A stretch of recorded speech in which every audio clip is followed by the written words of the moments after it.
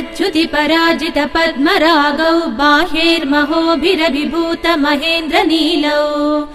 उद्यन्नखांसुभिरुदस्त शशाङ्कभासौ श्रीवेङ्कटेश चरणौ शरणं प्रपद्ये सप्रेम भीति कमलाकर पल्लवाभ्यां संवाहनेऽपि सपदि क्लममादधानौ कान्ताववाङ्मानस गोचर सौकुमार्यौ श्रीवेङ्कटेश चरणौ शरणं प्रपद्ये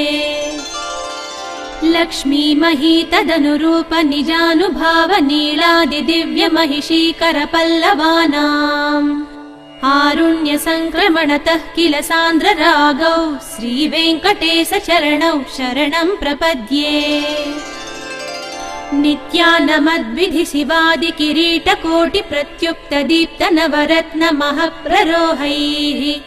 नीराजनाविधि मुदारमुपादधानौ श्रीवेङ्कटेश चरणौ शरणं प्रपद्ये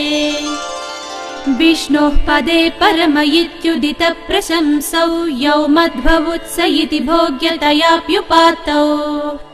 भूयस्तथेति तव पाणितल प्रदिष्टौ श्रीवेङ्कटेश चरणौ शरणं प्रपद्ये पार्थाय तत्सदृशसारथिना त्वयैव यौ दर्शितौ स्वचरणौ शरणं व्रजेति भूयोऽपि मह्यमिहतौ करदर्शितौ ते श्रीवेङ्कटेश चरणौ शरणं प्रपद्ये मन्मूर्ध्नि काळियफणे विकटाटवीषु श्रीवेङ्कटाद्रिशिखरे शिरसि श्रुतीनाम् चित्तेऽप्यनन्य मनसां सममाहितौ ते श्रीवेङ्कटेश चरणौ शरणं प्रपद्ये अम्लानहृष्य धवनीतलकीर्ण पुष्पौ श्रीवेङ्कटाद्रिशिखराभरणायमानौ आनन्दिताखिल मनोनयनौ तवैतौ श्रीवेङ्कटेश चरणौ शरणं प्रपद्ये